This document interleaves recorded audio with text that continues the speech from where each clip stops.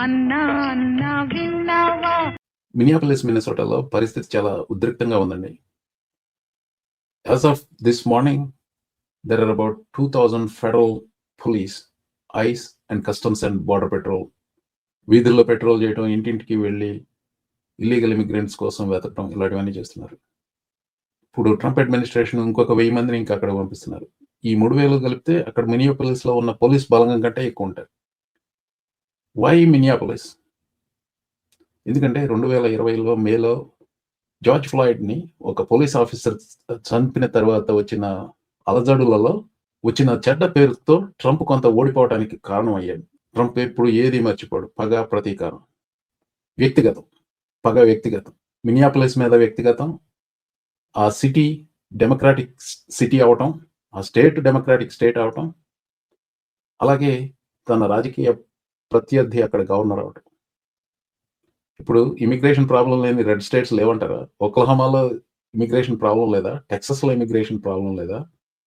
No, he wants to show his power.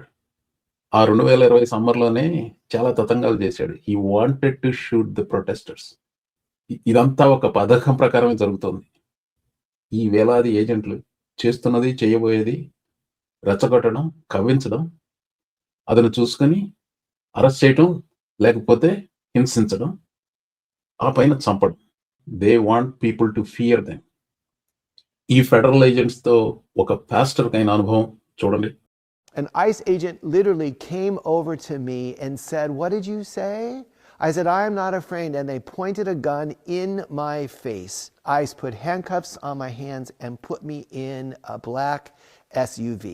And then a few moments later, they came back and they said, "Are you afraid yet?" And I said, "No."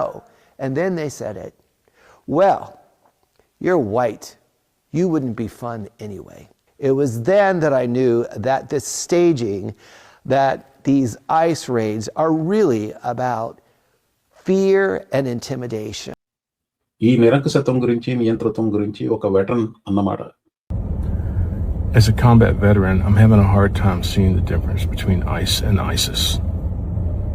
ISIS covered their face and publicly executed citizens. ICE is doing the same thing. ICE is operating as a government-sanctioned terrorist organization. It should concern us all. ఇలాంటి మెసేజ్లే ఈ ఛానల్లో అప్పుడప్పుడు పంచుకుంటూ ఉంటాను.